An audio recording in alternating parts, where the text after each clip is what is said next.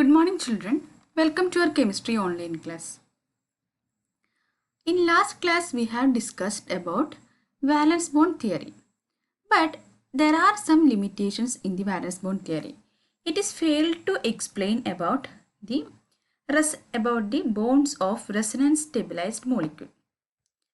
So it is failed to explain resonance stabilized molecule. It is one of the main drawback of valence bond theory. So in order to overcome this, molecular orbital theory came out. This theory of molecular orbital is proposed by Hunt and Mulliken. It is proposed by Hunt and Mulliken. And this molecular orbital theory, often abbreviated as MOT. MOT, that is molecular orbital theory. So we'll see what are the features of molecular orbital theory. So these are the features of molecular orbital theory.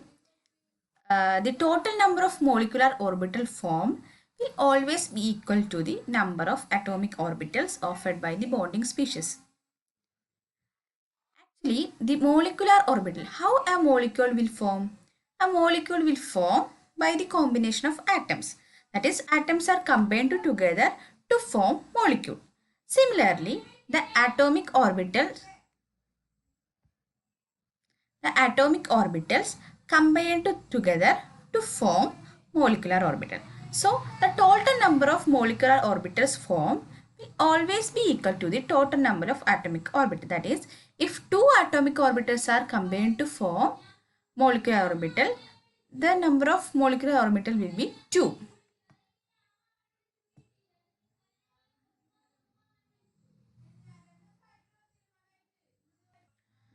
So, if we check atomic orbitals, there are different types of atomic orbitals are occurring. That is, non-bonding atomic orbitals and non-bonding and bonding molecular orbitals. The atomic orbitals combine to give molecular orbitals. So, these bonding orbitals are, the bonding molecular orbitals are exist in two types, bonding MO and anti-bonding MO. That is bonding molecular orbital and antibonding molecular orbital. We'll see what are those in detail. So, antibonding molecular orbitals will always have higher energy compared to their parent orbitals. And bonding molecular orbitals will have always lower energy compared to parent orbitals. That one we can see later. These are other assumptions. Then the electrons are filled into molecular orbitals in the increasing order of orbital energy. That is for like first fill 1s, then 2s. So there is there is an arrangement by in the electronic configuration of orbitals. The electrons are filled in atomic orbitals by the energy according to the energy level, orbital level, energy level. For example, first have to fill in 1s, then 2s, 2p, like that order is there. Similar to this, there is also the electrons are filled in molecular orbitals in the increasing order of orbital energy.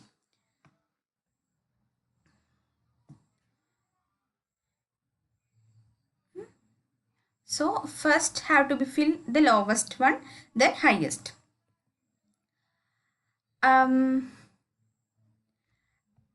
The main principle, the atomic orbital having the same energy will combine to give molecular orbital. It should be a similar charge, that is 1s and 1s only combine. 1s and 2s will not combine, and 1s 2p will not combine. 1s and 1s should combine each other and to give molecular orbital. So in simple terms, the molecular orbital theory states that each atom tends to combine together and form molecular orbitals. Every atom have the tendency to get the stability. For that, they will combine and form molecules. So atomic orbital combine to give molecular orbitals. So as a result of such arrangement, electrons are found in various atomic orbitals and they are usually associated with different nuclei. In short, an electron in a molecule can be present anywhere in the molecules. That is, We cannot predict the exact position of electron. Electron will move. We cannot say the electron in the exact in 1s orbital or in the position of this 1s orbital. In this position we cannot predict.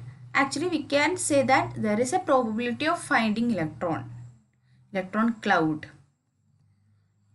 We'll see. So in today's class we are going to deal about some terms like what is linear combination of atomic orbital, what are the conditions, molecular orbitals, types, formation of molecular orbitals, bonding, anti-bonding, differences and features.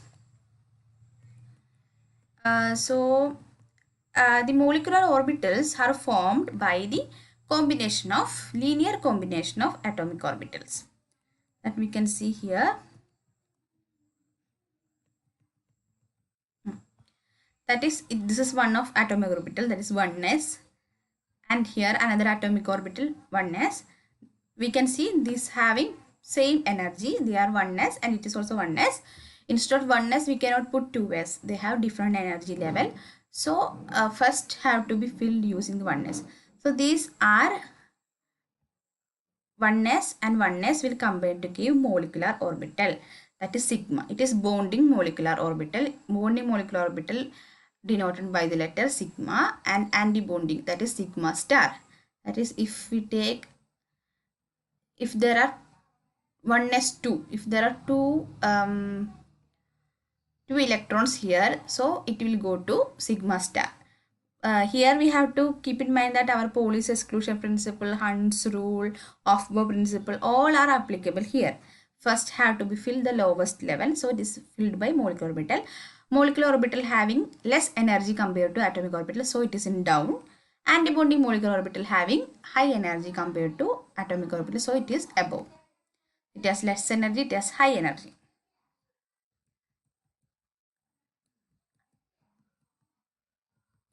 So first we have to know what is atomic orbital and what is molecular orbital first. So linear combination, it is the atomic orbitals are combined by LCAO method, that is linear combination of atomic orbital.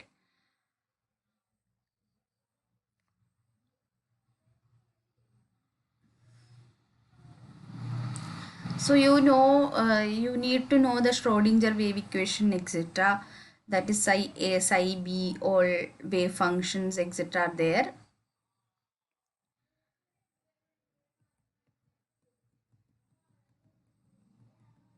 That is, the conditions that are required for the linear combination of atomic orbitals are follows there. The atomic orbitals combining to form molecular orbitals should have comparable energy. That is, 2p orbital and 2p orbital of an atom can combine with 2p orbital of another atom. 1s and 2p cannot combine together because there is a different energy difference. And same symmetry. The symmetry also should be same. That is, 2px should combine with 2px. If we take 2pz and 2px, they have different symmetry. Symmetry also should be same. And the atomic orbital should be properly overlap.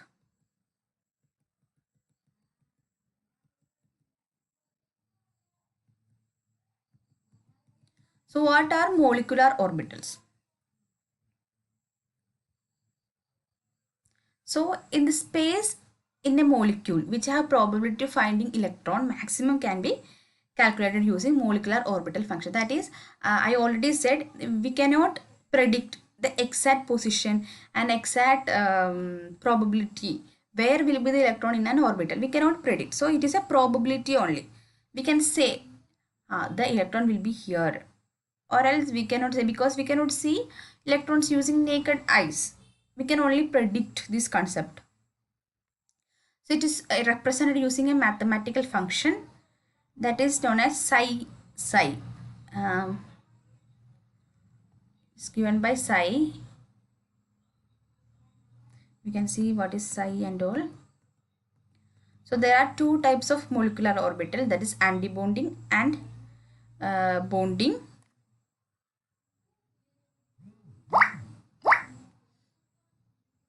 So antibonding molecular orbitals. The electron density is concentrated behind the nuclei of two bonding atoms in antibonding molecular orbitals. This results the nuclei of two atoms being pulled away from each other. For example, the molecular bonding molecular orbital will be down and antibonding molecular orbital will be high.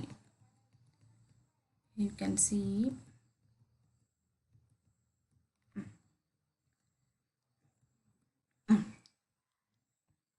If you are taking the nuclei, if we compare this nuclei, if the electrons behind the nuclei, we can call it as antibonding. If the nuclei is near to, the electrons are near to nuclei, we can call it as bonding.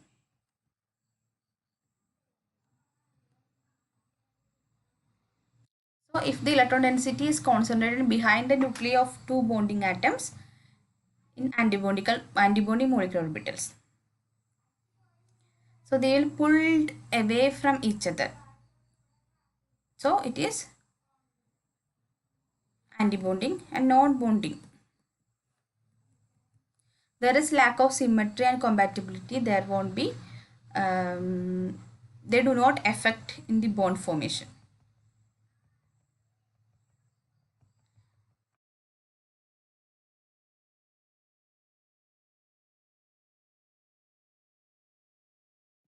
And we'll see how how the molecular orbital will form. So an atomic orbital can also be represent as a wave. That is, it is an atomic orbital. We can represent as a wave. That is, electrons also having a wave function. There are several factors for this. So we can represent atomic orbital as a wave function. This is wave function like your sigma, that is your sine wave, cosine wave, like that. Similar to the, it is similar to the mathematics. So we can say that atomic orbitals can represent by wave function. So this wave function for suppose psi A and psi B, it is an amplitude. This is amplitude of a wave. This is the distance from the linear side to the most high space is known as altitude, amplitude of a wave. I hope you know what is wave mechanism and all you have studied. So this is the amplitude, the distance, the height of a wave, that is amplitude. So this is psi A for atomic orbital A, that is psi A, for atomic orbital B, that is psi B. And if they are adding together, we'll get a high amplitude, that is psi A plus psi B. It will be double. This is bonding. So this bonding atomic orbital are formed by the addition of atomic orbital, that is psi A plus psi B. If antibonding is formed by it is formed by the subtracted from each other. The atomic orbital subtracted each other and get the antibonding, that is psi A minus psi B. You can see psi A minus psi B. The amplitude will be less. Here you can see if it is bonding, it is anti-bonding. Here you can see the anti-bonding. If they bond together, it is not bond together, it is anti-bond. Here you can see. If we take here, it is bonding. So sigma bonding. Like this method we have to arrange. So we will see the arrangement and all in next class. So for it is in the case of s orbital. If it is case of pi orbital, that is in the case of sigma. Here the pi. We know a p atomic orbital are in the double shape. So it has a lower lobe and upper lobe. So if it is bond in this method, the upper lobe will combine and lower lobe will combine. So these are same. So we'll get bonding, that is pi, that can denoted by the letter pi. So we'll get pi like this structure. But if the bonding upper lobe and lower lobe combine together, it will result the anti-bonding, that is denoted by the letter pi star. So we'll see what are the characteristics of bonding molecular orbital.